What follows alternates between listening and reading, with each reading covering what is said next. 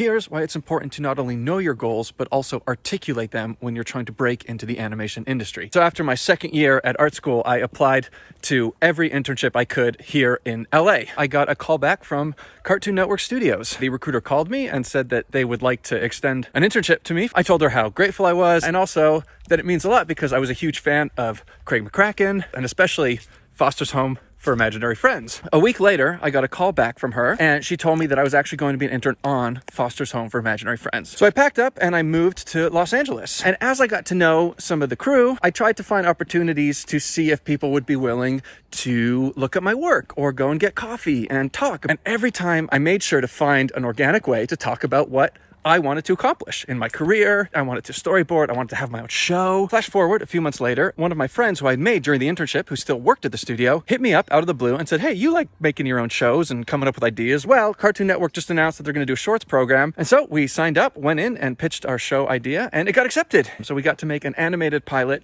and it was called The Awesome Chronicles of Manny and Khan. That short is actually what got me hired at DreamWorks. Had I not told that recruiter that I was a big fan of Craig McCracken and Foster's Home for Imaginary Friends, I may not have ended up on that show, which means I may not have become friends with the guy who ultimately called me up and asked me to make an animated pilot because I told him that I liked making cartoons and wanted to have my own shows, which means I might not have made that short, which means I may not have gotten hired at DreamWorks Animation.